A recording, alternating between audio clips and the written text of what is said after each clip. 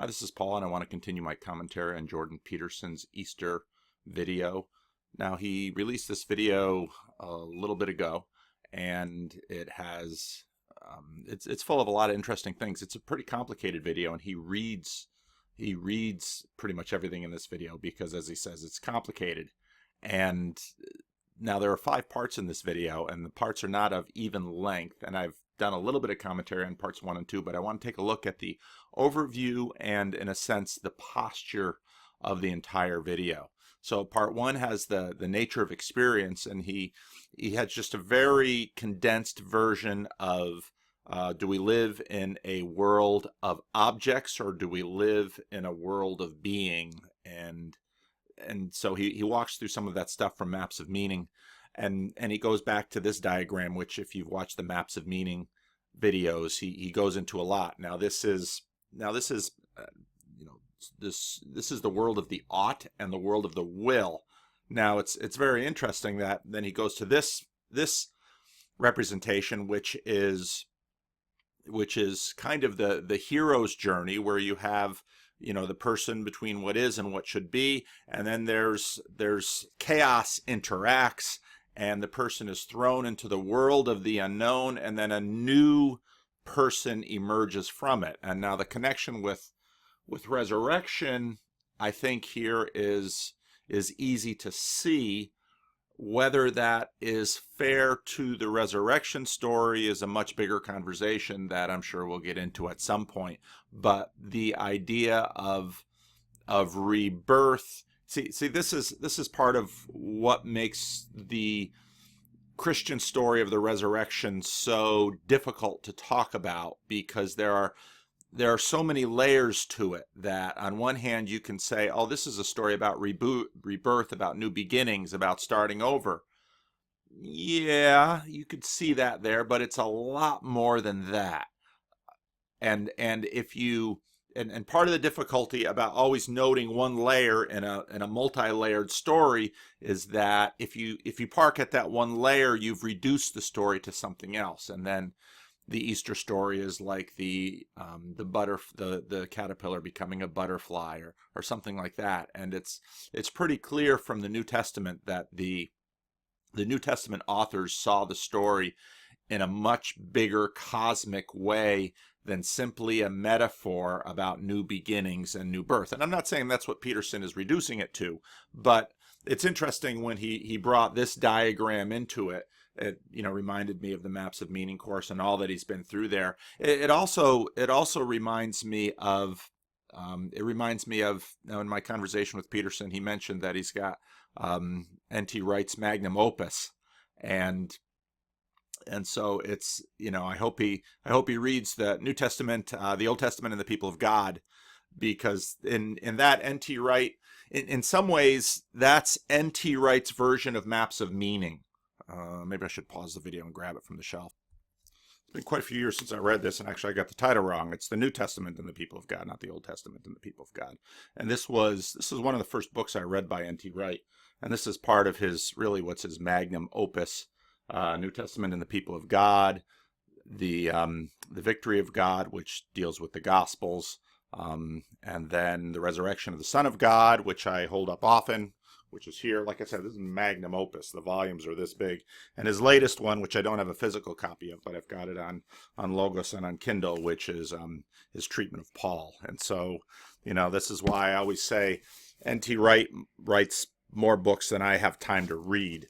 But in some ways, in terms of N.T. Wright, this is kind of his Maps of Meaning, because he goes into, in some ways, the prolegomena. What is a story, and how does a story work? History in the first century, and knowledge, and all that kind of stuff is in this that volume of N.T. Wright's work. But it also struck me in the first thing that this is, you almost can't talk about Christianity in contexts where in a lot. How am I going to say this? Buddhism is around in North America, and it's popular with a lot of people. It's interesting here. One might reflect on the relationship between frustration and journey and the hero's journey. In a sense, if the will doesn't get frustrated, then the hero doesn't go into the underworld, doesn't descend into chaos, and then doesn't have the transformational journey if there is no frustration. And we can think about that in our context, where we have tried to shape a society to eliminate frustration, where we have tried to shape a society to eliminate things that stand against our will. And in the sense, if you don't have anything that stands against your will, you don't have a story. And if you don't have a story, you don't have interest. And this gets into, I think, Peterson's contribution in terms of understanding known territory and unknown territory, order and chaos, and how we need both of those. And I actually often think about that when I think about the life of the age to come, because, for example, in the Revelation representation of the new heavens and the new earth, there isn't any sea, and I wonder, well, how will we be if there's no chaos? Now, it's pretty clear there's no evil, and again, Peterson differentiates between evil and chaos. I think that's a helpful differentiation, but as we're currently constituted, we cannot imagine a satisfying existence without challenge. My homeless friend Daniel always used to quote a Mormon saying, "There must be opposition in all things," which is something out of the Book of Mormon. He loved to show it to me. But anyway, so let's not get lost in the woods here. So in part one, the nature of experience, maps of meaning stuff, and some engagement with the hero's journey, the relationship between order and chaos, and some of that. Now, he transitions into the second part with a sentence. The second story, which is deeper, is essentially religious, and it's not easy figuring out always what Peterson means by the words that he uses. And so religious, and I think what he means by religious is very similar to archetypal, which later in the video he'll talk about that, where you can't get beyond it. And that's, in a sense, I think, how he's using religious language. And again, if you go back to my video where he responds at Lafayette to the question, what is religious? That which we act out in accordance with our, I'll rephrase it, our axiomatic presuppositions. And this is actually very close to the definition of religion that I was raised with in a conservative Calvinist world, where all of life is religious. And all what we do in this world is we live out our beliefs, our deepest beliefs, our truest beliefs, and those are the things that guide our action. Now, the second story, so the first story, I'm trying to not lose the forest for the trees here, the nature of experience, and the second part are some axioms of the Christian revolutionary story. In other words, if you take his definition of religion, these, if you're a Christian, should be the basis of your actions. And now he has 8 of these, and these are, I think his creation of these is really helpful to get a sense of, what he sees Christianity as being. And some of you might say, oh, well, isn't that simple? Well, I'd say no, it isn't simple. The church has been wrestling with this for 2,000 years. So his 8 axioms, I'll just run through them quickly. To decide that and then extract the proposition that being is good despite its tragedy and malevolence. And he uses the Columbine killers as illustrations of that in many of his pieces. To work in consequence for the continual and eternal improvement of that being, and to know that as love. Not a bad definition of love. Part of the difficulty we have with the word love in English is that it is too broad, which is why, for example, C.S. Lewis wrote a book called The Four Loves, which is well worth reading. In fact, on Audible, you can find a recording of C.S. Lewis reading the book The Four Loves in his own voice. So if you want to know what C.S. Lewis sounded like, and his voice was pretty famous, you can look that up. To do such work in truth. Boy, there's so much in these that you could spend a lot of time unpacking them. To let everything inadequate burn off in that pursuit, and to welcome its replacement by what is better. Now,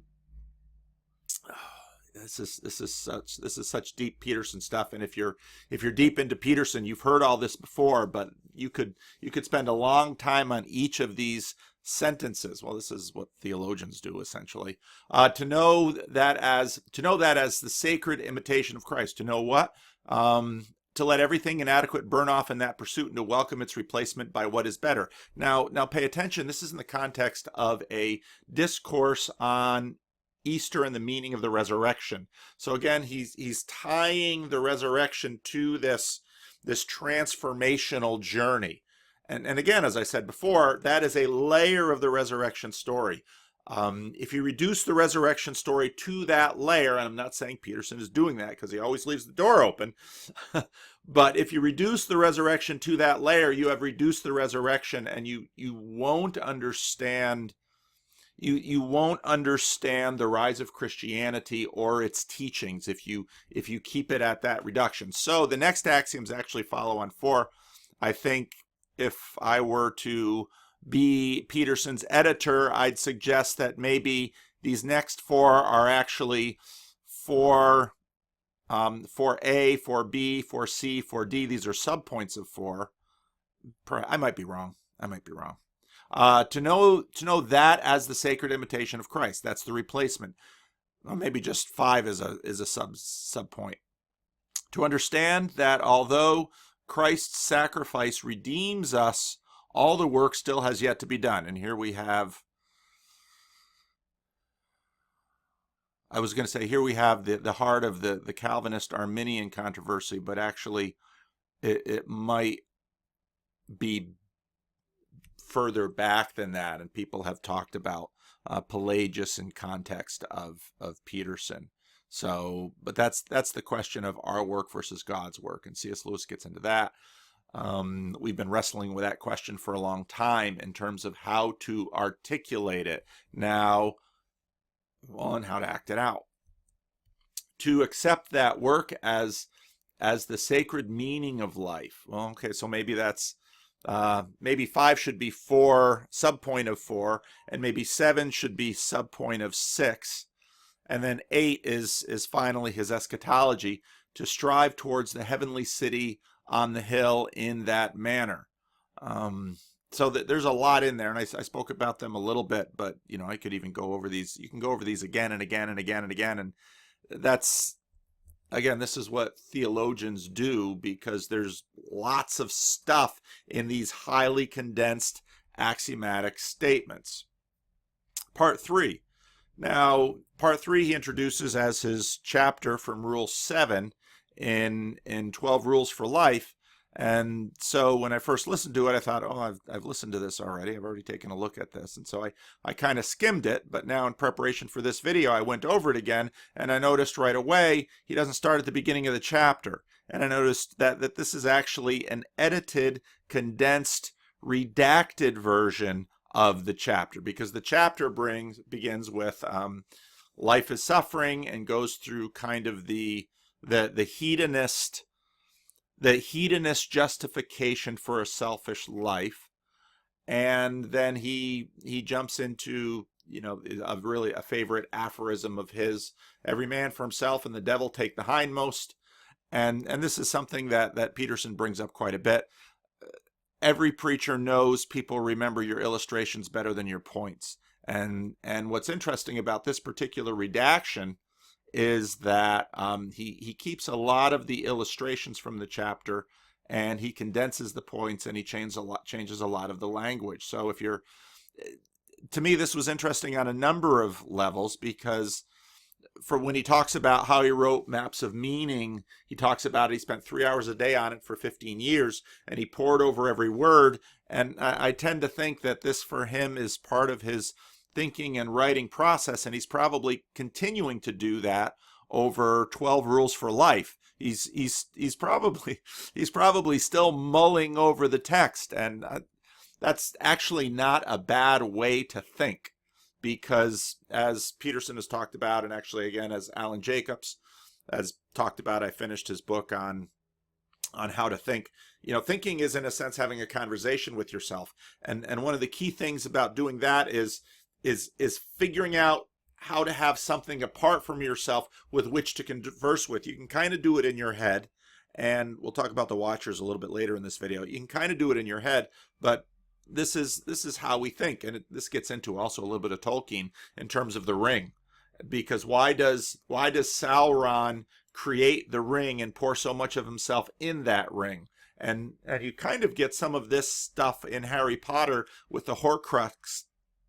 Now, you Harry Potter fans out there will kill me, but you know what I'm talking about, where there's something to our desire to differentiate ourselves to the degree that it's helpful to engage ourselves as multiple persons. Now, obviously, we want to be integrated selves, but we also have two hemispheres of the brain, and you know, those studies when people have their brains are split, you know, some of the weird things that happen with respect to that. It's also interesting to think about this in the light of the Trinity, which again is a Christian doctrine where God is one self in three persons, and so you would almost imagine for all of eternity, you know, people sometimes say, well, God made the world because he was lonely. No, it wasn't lonely. There were three persons for him to deal with. And again, if you think about how all of this plays out, Peterson hasn't talked much, well, he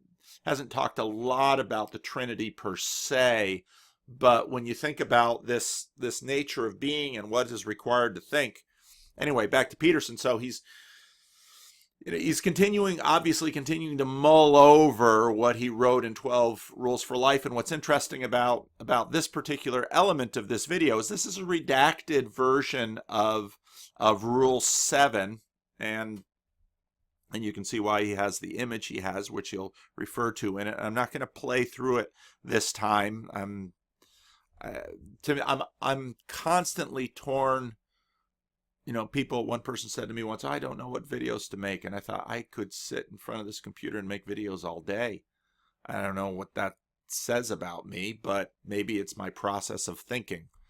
But, you know, so this is a redacted version. And so I've got basically a few observations about it that I'm just going to do for this video. And I'm going to leave it at that because I've got a lot of work to do.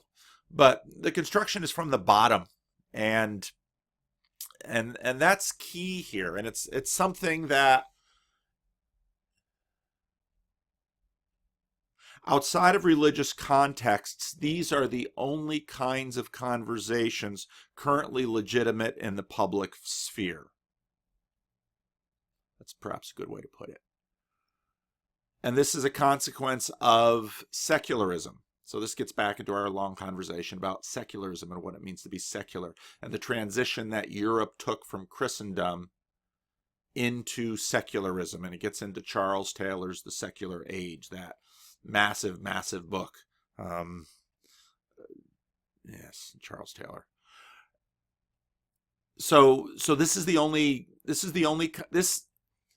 kind of conversation that culturally is currently fashionable and respectable and in some sense legally admissible in court or in the legislature in our current context.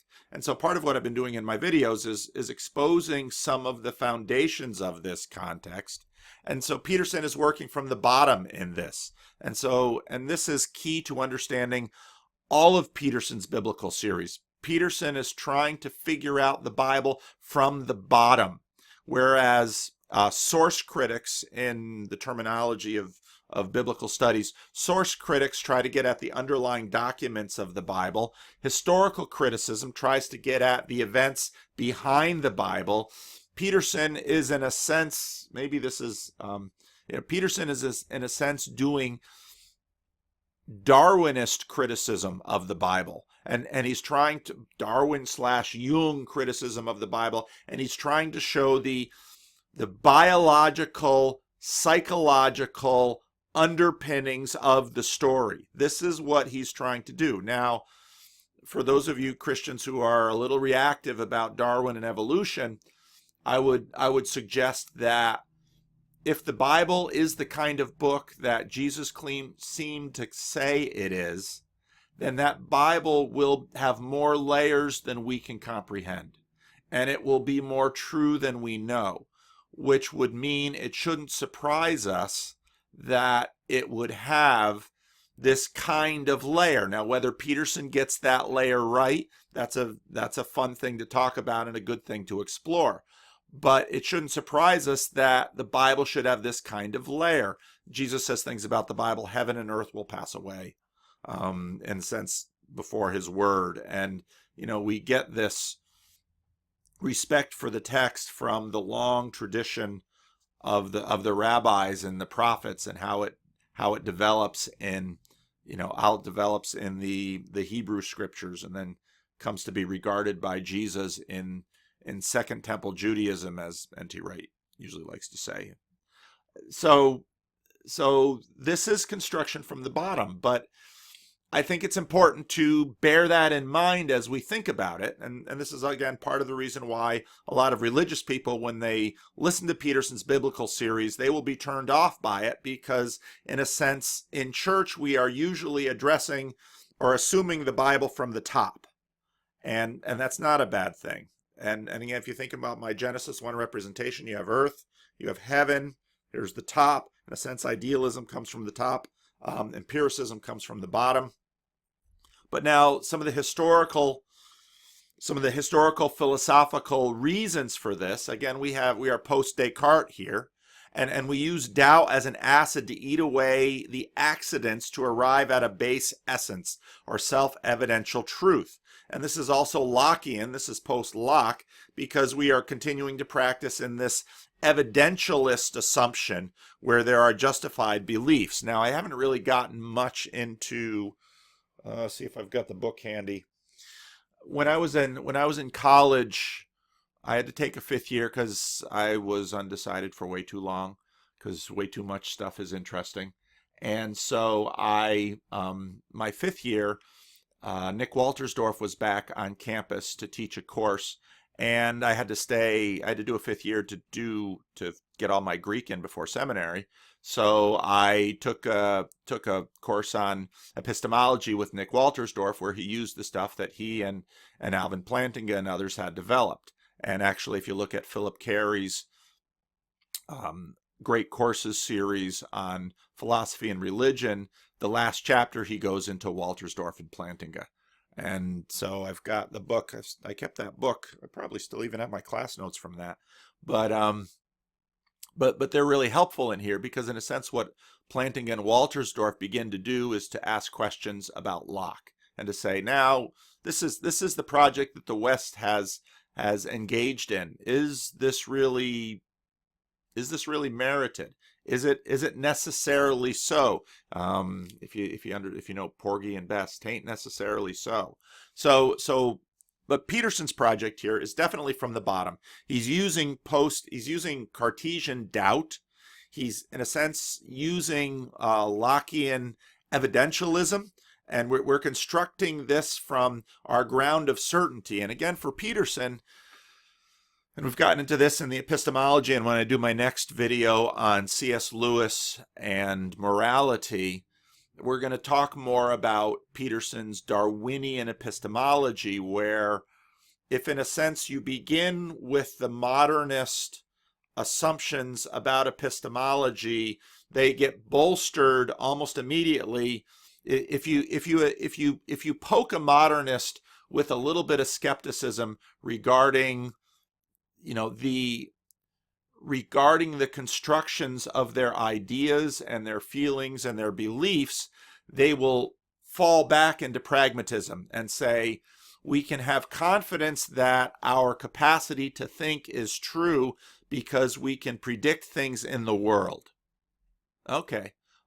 First of all, the class of things that you can predict is surprisingly small, and that is a pragmatic attempt to bolster your position. Now, Peterson, in a sense, calls the materialists on that and goes full Darwinian on them, which is why he calls Dawkins and Harris Newtonians. And many of us are looking forward to Peterson and Harris's big debate that's coming up.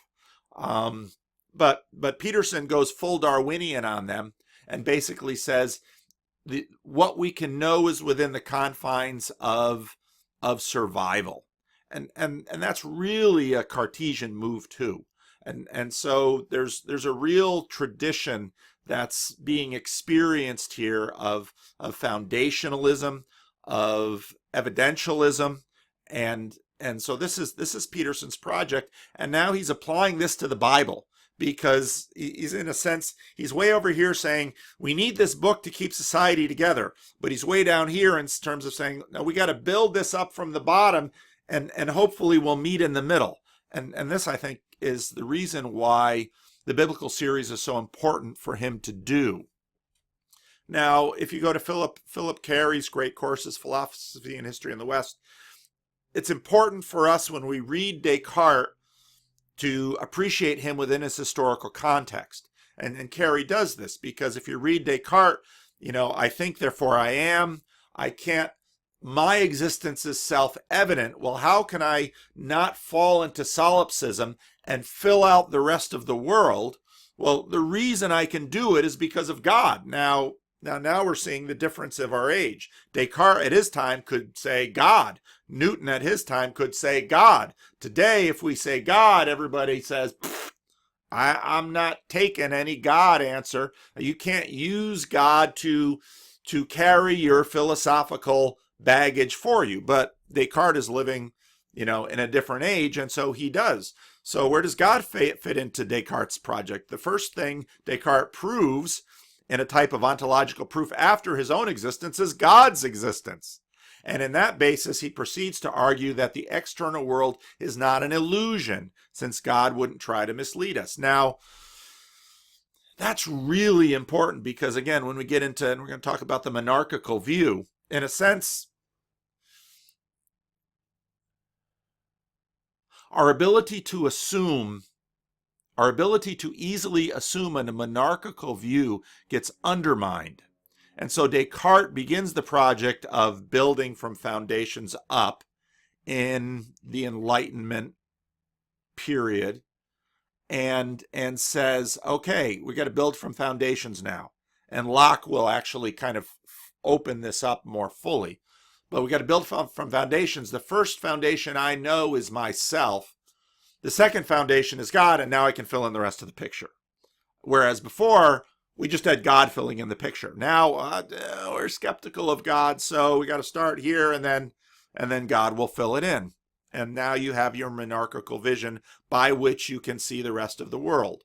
Descartes' proof for God existence is based on the idea of God I find in my own consciousness. So it's a form of the ontological argument. This is a sign of things to come in modernity. God becomes a part of my project to make sense of an alien universe. And you can even hear the echoes of this in Freud's skepticism. And I was, someone pointed me to a Reza Aslan video, a Think Big or Big Think video. I'm dyslexic, I always get word orders mixed up. About, well, God is the projection of us. He's basically recycling Freud's argument.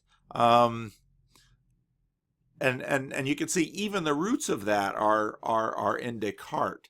I turn to the self first, then make God a part of the self's project. And this is what Philip Carey calls the turn to the subject. Now, we're still striving for that monarchical vision that God has. And that's important. We want a vision where the subjective is pre-redacted. In other words, taken out already cut out, so that it will be true of every observer. And if you understand this, you begin to get the sense of why, what do you do with all your social enemies? What do you do with all your political enemies? Now, tyranny says kill them. In Western democracy, we say outvote them, which is an improvement on kill them. We say try to persuade them, but people are very difficult to persuade. And so then in Western democracies, the game gets into sophism. And it's interesting to remember that, of course, the sophists in Greek democracies, sophism is basically about winning arguments, rhetoric. Augustine was trained in rhetoric. This was this was considered the highest.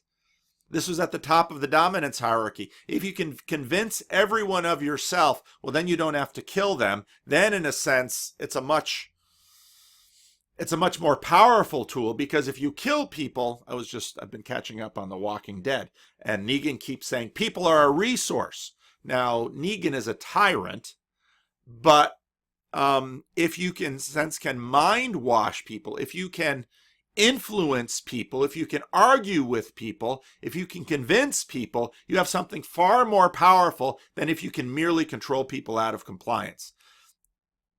Now, this gets theological very quickly too, but this gets into what, in a sense, we're striving for, this monarchical vision. We want a vision where the subjective is pre-redacted, already cut out, so that it will be true of every observer, regardless of all consequences of personalist, naturalist construction. And this then gets into C.S. Lewis's miracles versus reason thing. And in a sense, when Rationality Rules does his video, we're using rationality to try to convince others. Now, many other people will say, well, let's, instead of using rationality, because rationality is really hard with people, let's use emotion to convince others. Let's move their feelings. Let's use pathos and to move other people.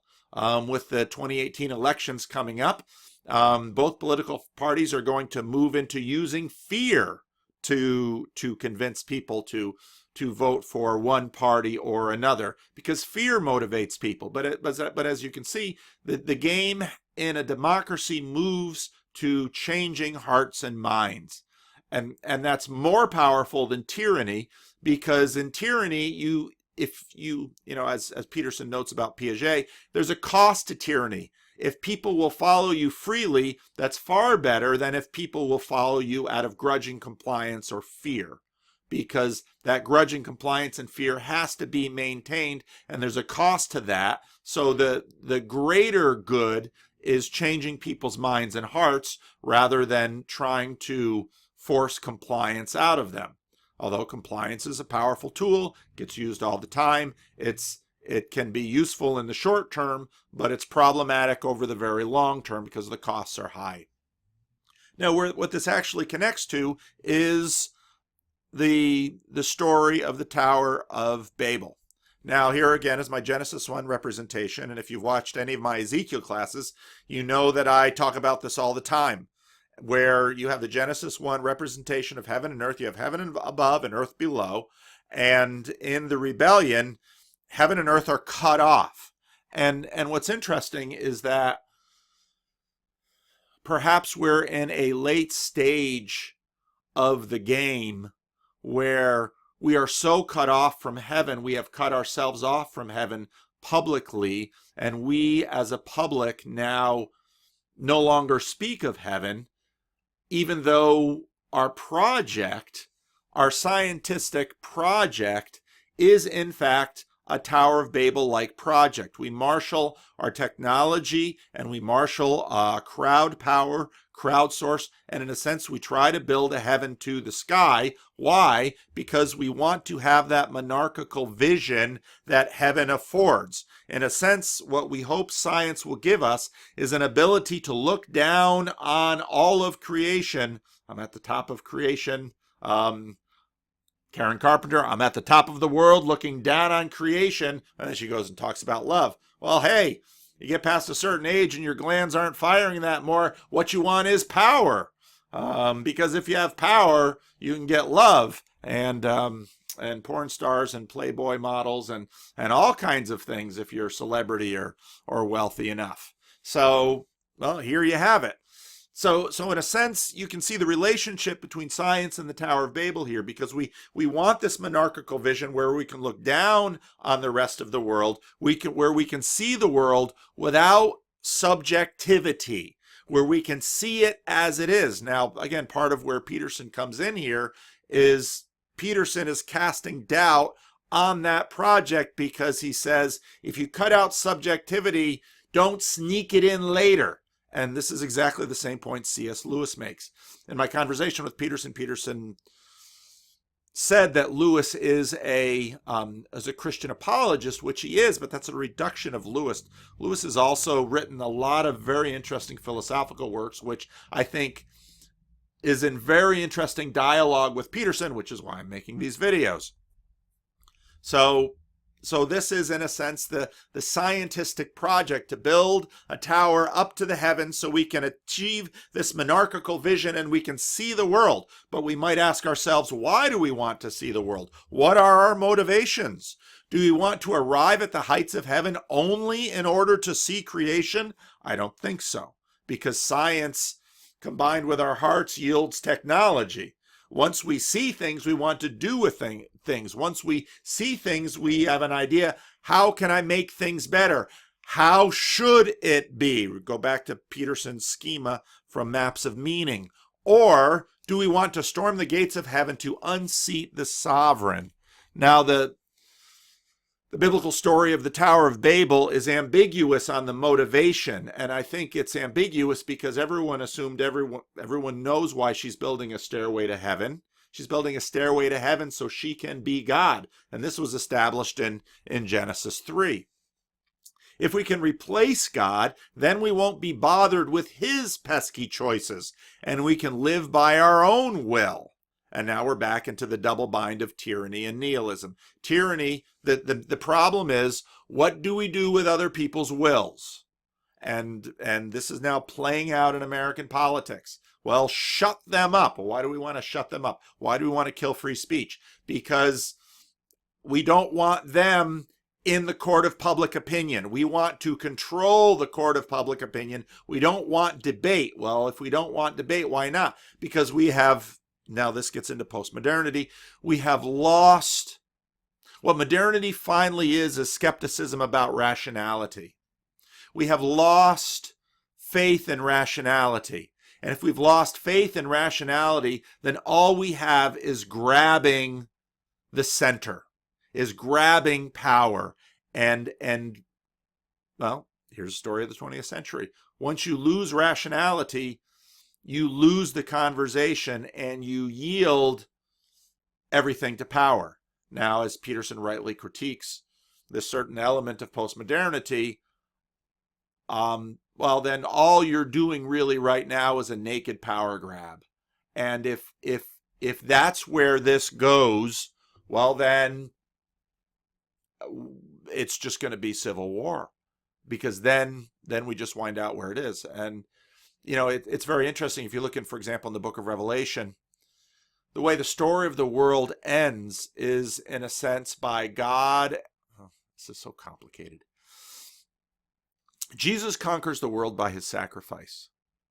In the book of Revelation, the story is finished also by the force of God. Now, C.S. Lewis wants to nuance this in The Great Divorce.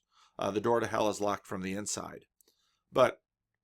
But all of these stories are engaging the question, what do you do with the wills of others? Now, I think part of the materialist dream is that if we can so understand the constructed wills of others, then we can shape them. But as C.S. Lewis continues to point out in Miracles and in other things, who's we? And this is exactly what Peterson is pointing out. Who's we? You've said that everyone else's will is constructed but mine. They're all Muslims because they were raised Muslim. I see things clearly. And this again is C.S. Lewis's big point in his book Miracles, that even those who are trying to be post-rationalists are not escaping rationality because they're still using it. And you can't be post and still keep deferring to it. It doesn't work. In other words, and this gets back into Lewis, Lewis will say, finally, rationality, well, Lewis is in some ways very Platonic. And so Lewis's God is pretty Platonic. I remember a guy I knew who I deeply respected, one of the best, most smartest guys, most well-read. Remember once he kind of cursing Lewis and his Platonism, and this was 15, 16 years ago. I remember hearing it, just tucked it in the back of my mind and thought, everyone else loves Lewis. Here's a Lewis skeptic, a deeply Christian man. Why? And some of that has to do with rationality here. Lewis isn't God. But we replace God, we won't be bothered by his pesky choices, and we can live by our own wills. And again, this gets back into tyranny and nihilism, which are in a sense two sides of the same coin, the same problem of other people. Hell is other people. Now Peterson in part 3, and again, I'm not going to run through it right now, will get into sacrifice and motivation. Sacrifice is surrendering a good we possess for, now this is where I'm going to want to play with Peterson a little bit, because through most of it, sacrifice is surrendering a good we possess for in exchange for something better. In other words, it's mercenary, it's transactional, it's in the service of acquisition, it's still in the service of the rebel self. Now, but that's not the only ground for sacrifice. Sacrifice is also, and I'm getting this from the Heidelberg Catechism, and if you watch my sermons, you'll understand misery, deliverance, gratitude. Sacrifice is also an expression of gratitude for something already given. And this is key in the Reformed faith, where when Jesus on the cross says, tetelestai, it is finished. Well, what do you mean it is finished? Well, is just this thing finished, or is this thing finished, or is everything finished in this moment? Well, it's archetypal because you can't get beyond it. Well, where then is sacrifice left? Where then are we located in terms of the things we do? How does that work? And so Peterson, in a sense, continues to see sacrificial as transactional. But I want to suggest that there's a second meaning of an understanding of sacrifice and role of sacrifice, and that is that sacrifice is gratitude. Sacrifice is an expression of gratitude for something already given. In other words, and this is in fact a huge point that you see in parent-child relationships, because the difference between these is watershed in the nature of relationships between unequals, for example, between parent and child. So if you send your mom a card for Mother's Day, and your mom thinks she's only sending me a card for Mother's Day because I keep threatening to write her out of the will, how has the card looked? Or is the card received as, my daughter loves me? Which does the mom prefer? Now this relationship between the transactional and gratitude, the more you work this relationship, it just keeps going deeper. Because the daughter can say, I'm going to send mom the nicest card for Mother's Day that I can imagine, so that she'll feel grateful and she'll know that I'll love her. And if she knows that I'll love her, she'll treat me well and she won't write me out of her will, or she'll leave everything to me and not my jerk-off brothers and sisters. These things just keep going down. And this is why this is such a hard problem. But I don't want to simply leave the transactional alone on the table, because I think gratitude is finally a better place for our hearts to live. Because if you live in the transactional, we do see tools, and we make the world our tools, and we make other people our tools. And I think it's in, I've got 12 rules for life around here somewhere, but I think it's chapter 3 of Peterson's book, it's chapter 3 or 4, I don't remember. It's the one where basically he deconstructs generosity and doing good and world saving.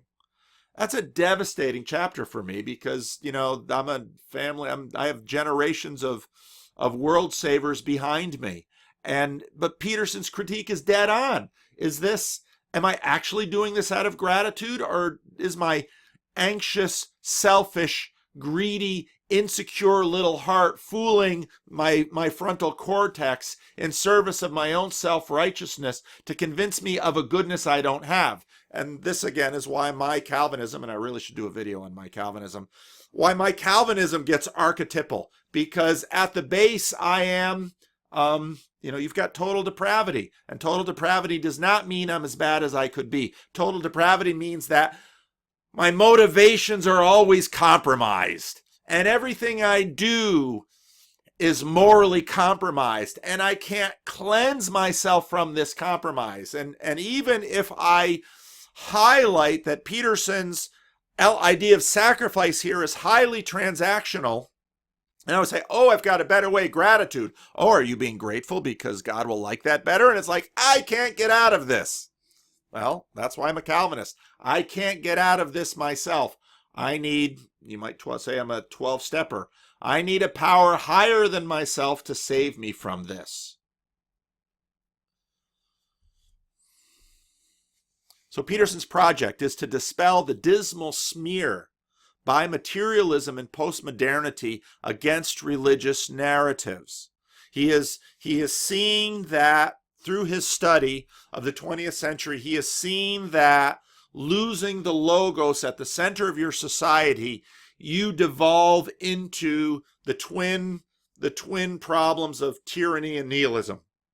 And I think, through Peterson, he's really helped me to see that this is religious, that Peterson is in a sense showing the religious roots of this political phenomenon. And we're seeing this played out in the culture of the West right now. And this is a struggle right now over, well, if materialism finally wins, we're going to devolve into tyranny, nihilism. And perhaps nihilism is the canary in the coal mine. I'm sure the coal mine is cold too.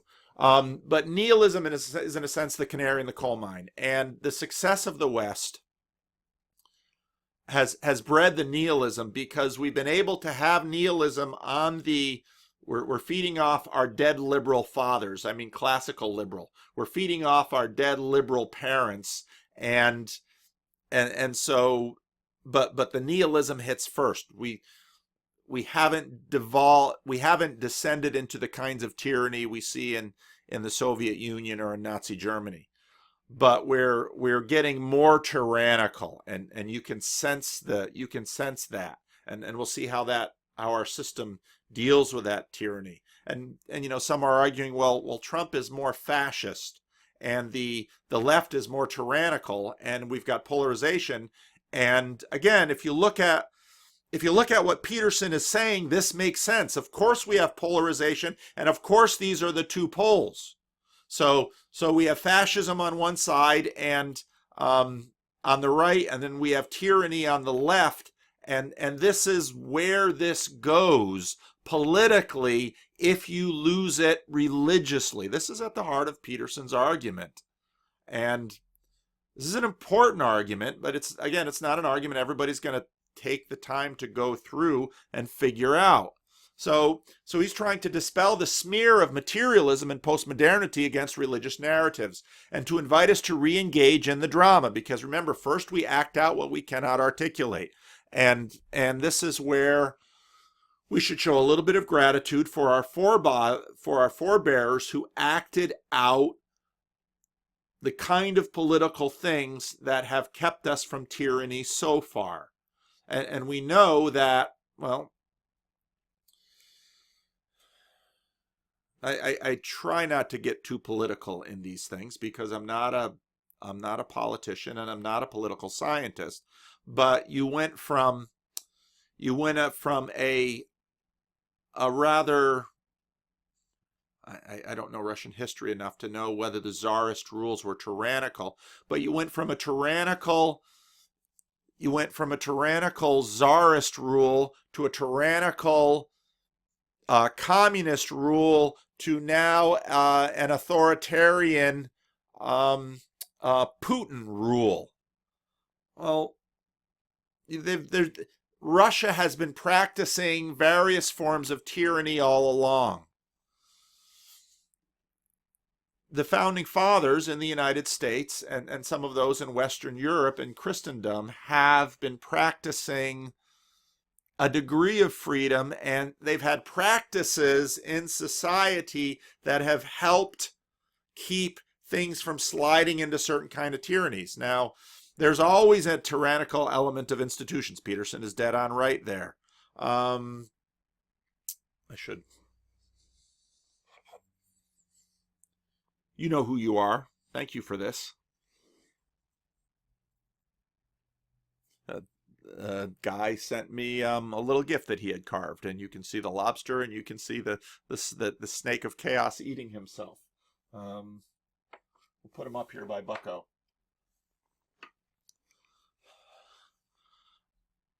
I'm so easily distracted. Oh yeah, politics. So in the West, we've had practices that have helped us, that have kept us from sliding in some of the worst tyrannies, but we shouldn't feel so good about that. Germany, of course, slid into a horrible tyranny. And Germany was a highly Christian.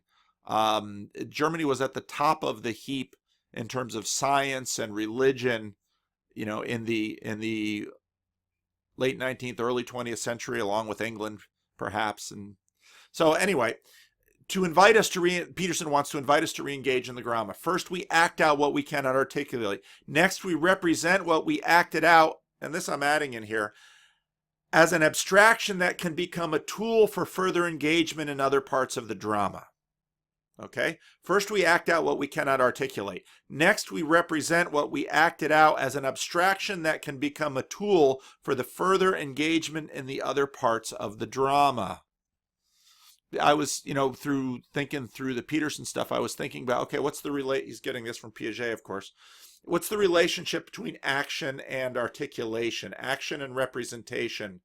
And it seems there it's a cycle. And so we act things out, we articulate it, we represent it. And you might ask, well, why are these representations so important for us? Oh, because when we abstract them, we can attempt to move them over to another area and apply them somewhere else. This is, in a sense, the great utility of abstraction, that we can use it to apply in different places. And so this is what Peterson is doing through all of this, and says we have to keep these stories because they're foundational. And he's saying, here's my pursuing these stories from the bottom. And he's obviously having effect, because he's having an effect. We can see that in the numbers that are watching him. So why is Peterson a gateway drug to the church? Well, again, this is a big question I've been wrestling with, and we've been talking about this with a lot of you, and a lot of you have put forward answers. And now let's avoid the flaw of imagining there's only one element to this. Let's imagine there are lots of elements to it. So there's psychological layers, there's economic layers, there's identity layers, there's lots of layers to this, okay? Let's just assume that for now.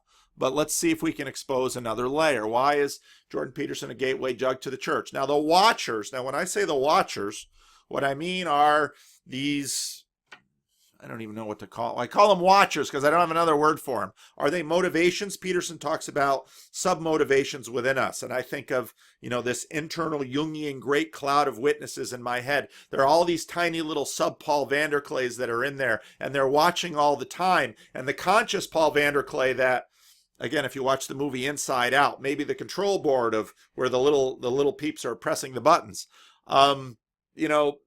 We're watching Peterson, and we're watching him go through this, and our watchers are figuring stuff out. And when we listen to this, we're feeling the nihilism. So a motivation is there. Boy, you got to do something about this nihilism because it isn't right. And you got to do something about this tyranny because you've been trying to control your husband or your wife or your kids, and it just isn't working. People are not easy to control, and we don't love people when we control them. Look at the old Star Trek I, Mudd, where they wind up on this planet, and this guy has built these beautiful female robots, and he's bored. Well, why is he bored? He thought, these beautiful female robots that completely bow to his will would make him happy, but they don't. Again, chaos order. back and forth. So our watchers are back there and they're dealing with all the stuff we're dealing with. And Peterson comes along and one of our watchers says, watch this guy. He's like, well, I'm busy. Watch this guy. And that watcher will keep bugging you. Watch this guy. Watch this guy. Listen to him. Listen to him. And the committee is fighting about it. Again, these are metaphors. Don't confuse the metaphor for reality. This is just trying to gain an insight into what's going on. We have no idea what consciousness means. We have no idea what we have not deconstructed people. Why? Because the minute we do, if in fact people are the kind of things that can be deconstructed, we will devolve into eternity. Eternity. We will devolve into tyranny. Read Brave New World. That's essentially what that novel is about. And if you've never read Brave New World, read Brave New World or get it on audiobook if you don't read. But anyway, he's a gateway drug to church because the watchers are already acting out the drama. Because the watchers have been convinced. And they're saying, go to church, go to church, go to church. Well, which church? And how? And church is full of snakes. Church is full of people. And so then they start poking at the writer. So now I'm switching metaphors. We've got the inside out metaphor of the people on the buttons, and now I'm switching over Jonathan Haidt and his rider and the elephant. So the rider starts trying to pull the elephant over to church. Well, the elephant doesn't want to go to church. Well, why doesn't the elephant want to go to church? Because the elephant likes sleeping in on Sunday, and the elephant likes going out to Starbucks on Sunday, and the elephant likes having brunch and watching football and whatever you do on Sunday morning. Don't go to church. But the rider's up there. I think we're going to go to church. And elephant's like, I don't want to go to church. Except, of course, for those of you who are raised in church, and all your little church-raised elephants are used to going to church. So then when you stop going to church, part of you nags in the back. The elephant's like, you should really go to church. You should really go to church. So Peterson, in this long conversation, is triggering the watchers. And that Jungian internal great cloud of witnesses, or internal cloud of witnesses, as opposed to the great cloud of witnesses, in the book of Hebrews, are watching Peterson and moving the rider to coax the elephant into church. Now, this gets into something that I'm not quite up to in miracles, but which is a really important thing, because Peterson. Oh, why does he get upset? Well, he gets upset because he sees society careening, and he studied the 20th century, and he says, this is I can hear him say it in my head, this is a bad idea. All right, this is a bad idea until the corpses stack up. This is why Peterson goes off on this stuff, because he's motivated. His watchers are in the back of his head saying, this is a bad idea. We've got to keep this from happening. The difficulty we have is that when we see something that we don't think should happen, we're always tempted by tyranny and nihilism. That these things won't go away. We're tempted by these things. And if you watch the crappy prequel of Star Wars, Anakin, so much human evil is done to try to avoid other human evil. And this is where Christian eschatology and tyranny actually come together. Because if you can believe, and this is where, when we get into Peterson saying, and it's up to us. Let me go back to that. Sacrifices and motivations. It's up to us to fix it. It's up to us to fix it. And this is where Christian eschatology comes in and says, no, this is God's project. Well, that sounds, I can't trust that. I can't trust that because, well, why can't you trust that? Because I don't trust God. Because I don't believe there is a God. Because, okay, well, let's analyze this pragmatically. If you are afraid, you will always be tempted to tyranny. And so if you want to save the world, only I can be in control of it. What Christian eschatology does is back you off that and says, no, vengeance is mine, says the Lord. God will judge. God will actually finally call the world to account, and he's going to call you to account too. So don't get too tyrannical. don't be in the process of trying to control everyone, because tyranny is a bad deal. And Peterson will say tyranny is a bad deal. Now everybody is saying, well, Peterson should run for prime minister. I think Peterson, I'm not going to tell him what to do, but we imagine when we get to the top of the hierarchy, we can control everything. Every U.S. president learns that lesson pretty darn fast. That, and our systems, part of the reasons we've set up the systems are so that tyrants don't happen. That's why you have checks and balances. That's why you have courts. That's why you divinate the process, and everyone in the system treats the process as sacred. And if you violate the process, there are consequences. So if you embrace Christian eschatology, you can on one hand say, I'm going to deal with my anxiety via eschatology. I'm going to finally rest in what God has done for me. And I'm going to work out of gratitude. I'm going to finally believe that in the final analysis, God will save the world. And I am going to do everything that I can, even at great sacrifice to myself, to try, while maintaining the freedom of my neighbors. That's what loving your neighbors means. It means maintaining their freedom. While maintaining the freedom of my wrong-headed, evil neighbors, I will give my life sacrificially for them. This is the Christian message. And you can see why. So Peterson keeps saying you can't recreate a fairy tale. And the difference between religion and ideology is that religions are self-balanced. Now, some of the critics of Peterson have said he's acting pretty ideological, and I think at times they have a point. And I know Peterson has surrounded himself with his own group of critics, which is a truly helpful and healthy thing to do. And it's actually very wise, because the thing that Peterson's going to have to be careful of is not becoming a tyrant, is not himself sliding into tyranny, and not himself creating an ideology. Well, how do you avoid creating an ideology? By submitting to a religion which is already fully formed and out there. Now, I'm a Christian pastor. I'd recommend Christianity. Thank you. But here's the thing. And so then if you look at eschatology, you can say, built into eschatology and built into what we have in the Reformed faith of Christ having completed the work, affords the individual the capacity to work both at great sacrifice and in great freedom without anxiety. Why? Because if you have to save the world, you're probably going to do it at the expense of others, because this is what we do. If you say, God will save the world, I am his servant, I will do everything in my power, working full out to serve him, you say, fine.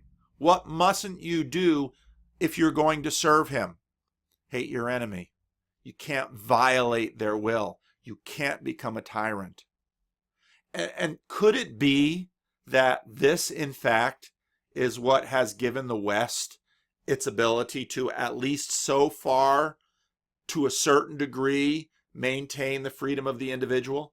Because deeply built into the story, at layers that we struggle to see or articulate, we know that on one hand, Americans love happy endings. All of our movies are that way. On one hand, we have a hopeful eschatology where Gandalf comes with his white horse and saves the remnant at Helm's Deep. Every time I see that part of the Lord of the Rings movie, I tear up, because it's archetypal.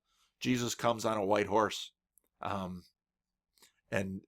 saves his beleaguered servants who are under the boot of empire. And well, this is the story.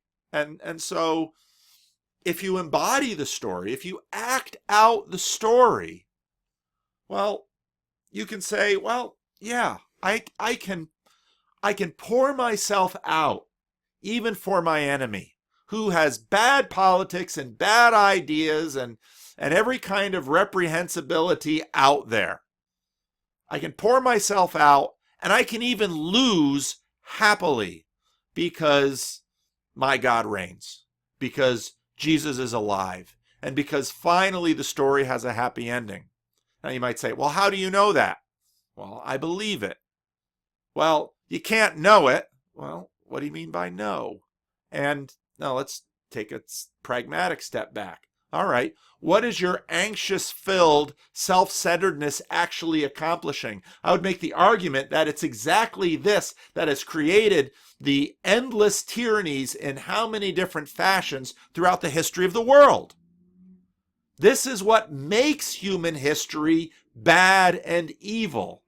And it's actually the surrender to the good God and his eschatological future that affords us both the zeal of trying to reflect our God and making the world better, and not stepping over that line and doing it at the expense of others. And in a sense, what the Bible says is that God will deal with the other. And if you might say, the only way the other will be dealt with will be by violence. Yeah, well then God will do the violence, not me. And read Miroslav's Volf, Exclusion and Embrace, where Volf basically says, so he was there at the breakdown of the former Yugoslavia and the civil wars that followed. And he said, if you're a materialist, you must settle all your scores here and now in the blood of your enemies. If you're a theist, you can leave it to God. Oh, what difference does that make here and now? It makes a world of difference here and now. Because God can finally exact vengeance and justice, both more justly and more painfully than we can do now. And you may say, well, I don't like the idea of hell. Well, then you don't like the idea of justice either. And if you give up on justice, well, now you're back into another camp. So, and this gets into a point that Lewis makes in Miracles in chapter 6. And he's talking about some misgivings about the bigger points that he's making. And I'm a little bit ahead of myself. And I do want to go back and deal with Lewis chapter 5 on morality. That brings me to the second consideration. The state of affairs in which ordinary people can discover the supernatural only by abstruse reasoning is recent and by historical standards abnormal. And here Lewis is getting into the fact that, okay, so we have released, we have gotten people off of the opiate of the masses, and we no longer deploy religion on a mass scale like it was back in the bad old days. Now everybody's there to believe for themselves. Well, guess what? When everybody believes for themselves, what do you discover? They're walking around with basically a lot of ideas that aren't much more refined than I see, I want, I grab. And in fact, the whole process of civilization is to get us beyond that. And so what you're trying to do is teach the whole world a better way. Now, if you watch the Freddie and Paul show, Freddie's my friend. Freddie didn't get very far in school. Freddie did finish high school. He does have a high school diploma. Freddie every now and then tries to attend a community college class. Freddie has hope and aspirations for being more than what he is now, along the scales of the hierarchies we commonly assume. I don't know what Freddie's IQ is. Freddie sometimes says things that blow me away with his brilliance, but not a lot of people would listen to him and say he's brilliant in terms of the way that we value brilliance in our society. But here's the miracle about what religious systems in the past did. I have So there's another guy who made profession of faith here once, Down syndrome man. And that was before my time here. And the people who were on a church council who did his membership interview were amazed at how this man with Down syndrome could express faith. And those of you who are Christians out there know this. Then you have to ask yourself, we're such believers in education. Our ability to educate people gets so exclusive and hierarchical and narrow so fast. How could religion deploy wisdom in a way that even a man with Down syndrome can embrace? Think about that. Think about how powerful that is. Think about what an achievement that is. You know, Peterson's onto something here, because religion did that. The Down syndrome man I'm thinking about every day goes to school, goes to a special school to keep him busy, so he doesn't bother his brother with whom he lives. Religion was able to deploy to people with even incredibly low IQs a noble sense of belief that preserved them and gave them meaning and happiness their whole life long. And we're impressed with cell phones. You could give that Down syndrome person a cell phone, he'd probably struggle to figure it out. But religion did more for him than a smartphone. Think about that. And I've been thinking about this idea for a long time, and it's hard to figure out how to articulate. And I didn't plan on articulating it here, but there it is. And so this is part of Lewis's point. All over the world until quite modern times, the direct insight of the mystics and the reasoning of the philosophers percolated to the mass of people by authority and tradition. They could be received by those who were no great reasoners themselves in the concrete form of myth and ritual and the whole pattern of life. Even a Down syndrome person can love Jesus and know what good and evil is and know what right and wrong is and deal with that struggle to the same degree as someone with an IQ, in the 150s or 180s. In the conditions produced by a century or so of naturalism, plain men are being forced to bear burdens which plain men were never expected to bear before. We must get to the truth for ourselves or go without it. There may be two explanations for this. It might be that humanity in rebelling against tradition and authority has made a ghastly mistake, a mistake which will not be less fatal because the corruptions of those in authority rendered it very excusable. On the other hand, it may be that the power, capital P, see, Lewis, this is a reference to God, or a God-like principality and power. It may be that the power which rules our species is at this moment carrying out a daring experiment. Could it be intended that the whole mass of people should now move forward and occupy for themselves those heights which were once reserved only for the sages?